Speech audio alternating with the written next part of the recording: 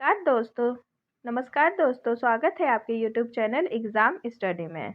आज हम पढ़ने वाले हैं लूसेंट सामान्य ज्ञान के तहत बहमनी राज्य को।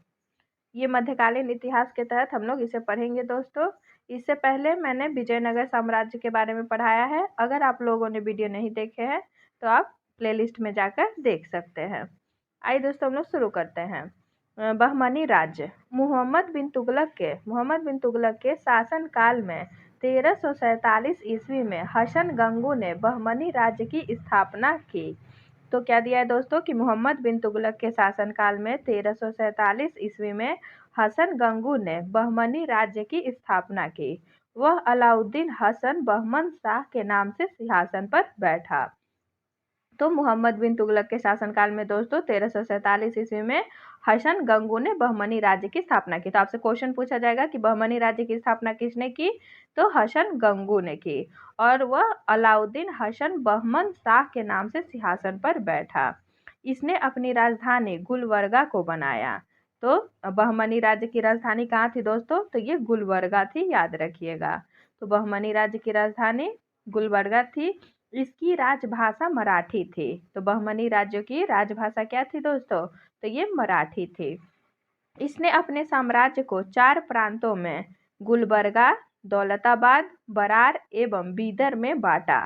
तो इसने अपने साम्राज्य को 4 प्रांतों में कौन कौन सा दोस्तों, तो पहला गुलबर्गा, दूसरा दौलताबाद, तीसरा बरार और चौथा बीदर में बांटा दोस्तों। इसकी मृत्यु 11 फरवरी 1358 ईस्वी को हो गई। किसकी दोस्तों, तो हसन गंगू की। हसन गंगू की मृत्यु 11 फरवरी 1358 ईस्वी को हो गई। अलाउद्दीन हसन के पश्चात इसका पुत्र मोहम्मद शाह प्रथम सुल्तान बना। तो अलाउद्दीन हसन के पश्चात उसका पुत्र मोहम्मद शाह प्रथम सुल्तान बना। इसके काल में ही सबसे पहले बारूद का प्रयोग बुक्का के विरुद्ध हुआ था दोस्तों।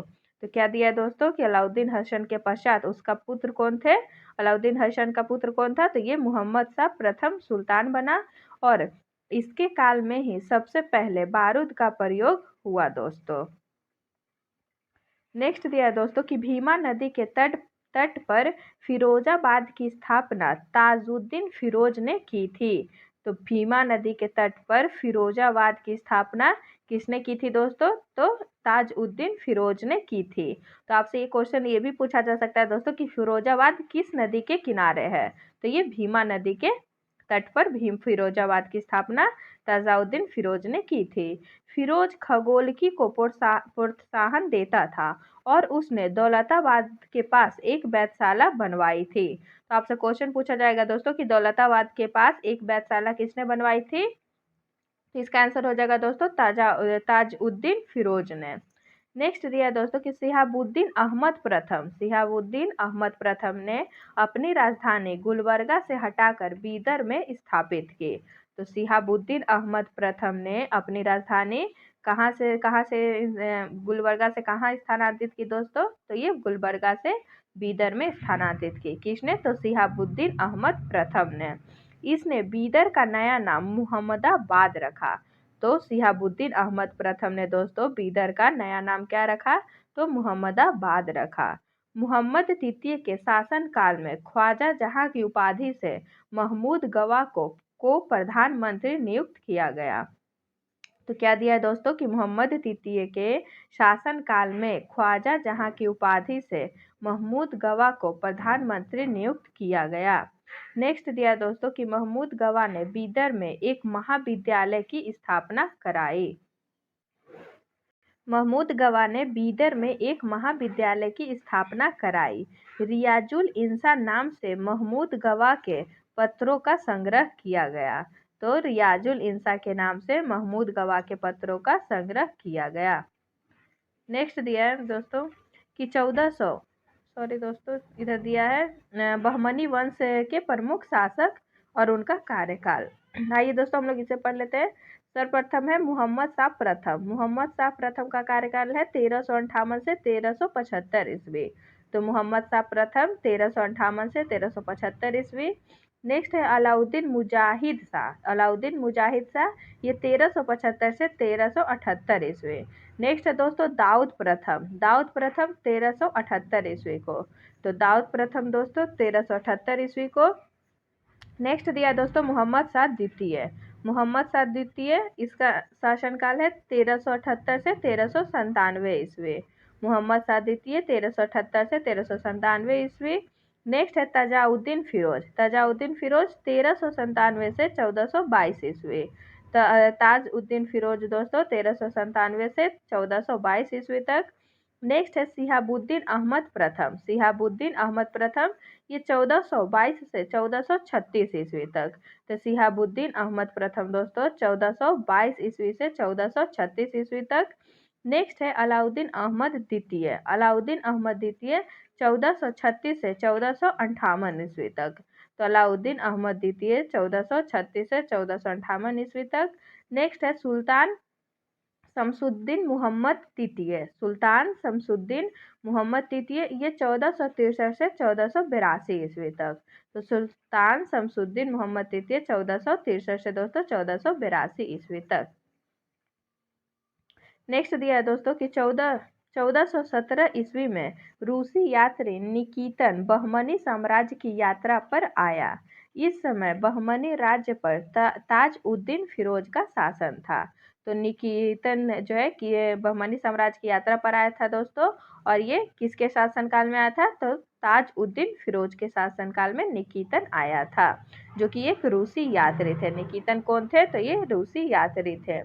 बहमनी साम्राज्य के चारों प्रांतों, तरफों या अतरफों के प्रांतपति तरफदार उसके विरुद्ध विशेष से जाना जाते थे। तो क्या दिया दोस्तों कि बहमनी साम्राज्य के चारों प्रांतों, तरफों या अतरफों के प्रांतपति तरफदार उसके विरुद्ध विशेष से जाना जाते थे।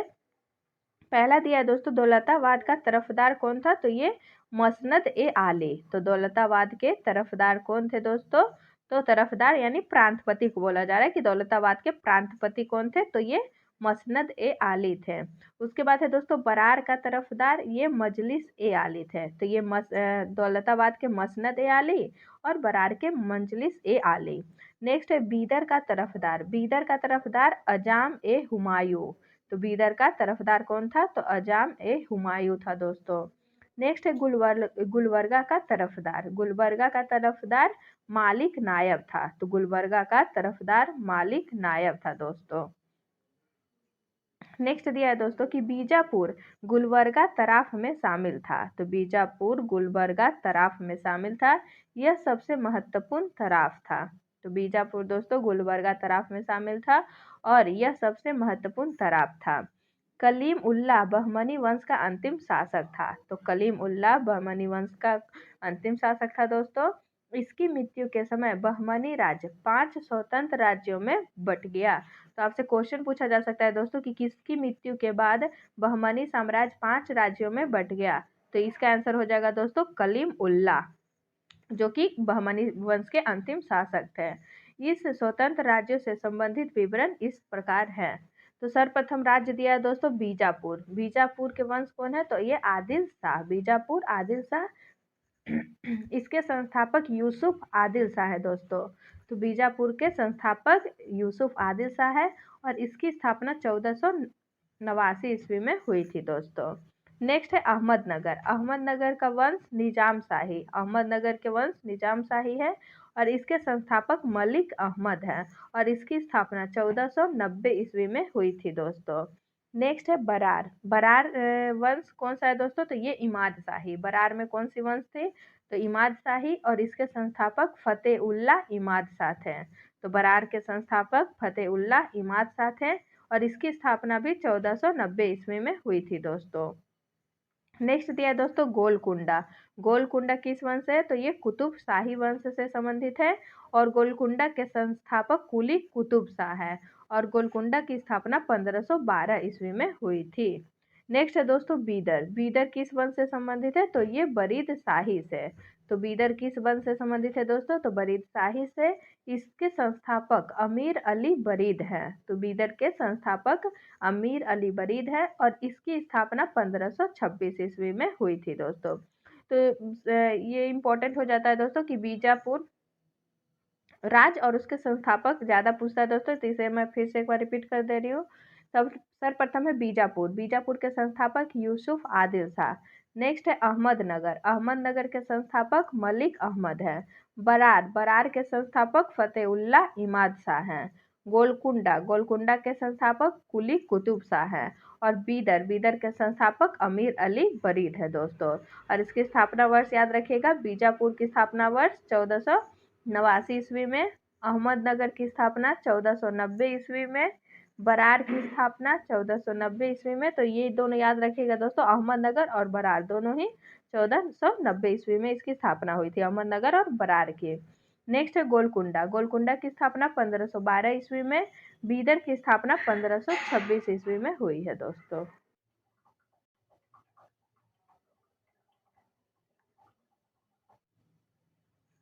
क्या दिया दोस्तों कि मोहम्मद प्रथम के मंत्री सैफुद्दीन गौरी ने केंद्रीय शासन का कार्य कई विभागों में विभक्त किया। तो मोहम्मद प्रथम के मंत्री सैफुद्दीन गौरी ने केंद्रीय शासन का कार्य कई विभागों में विभक्त किया और उसे 8 मंत्रियों को नियुक्त किया, जो इस प्रकार है। तो पहला है दोस्तों वकील सल्तनत, वकील सल्तनत दिल्ली के मलिक नायब के समान होते थे। तो दिल्ली के वकील सल्तनत दोस्तों दिल्ली के मलिक नायब के समान होते थे। नेक्स्ट है वजीर कुल, वजीर कुल सभी मंत्रियों के कार्यों का निरीक्षण करते थे, सिर्फ वकील को छोड़कर दोस्तों। तो वकील के कार्य का निरीक्षण को छोड़कर सभी मंत्रियों के कार्य का निरीक्षण कौन करते थे? तो वजीर कुल करते थे।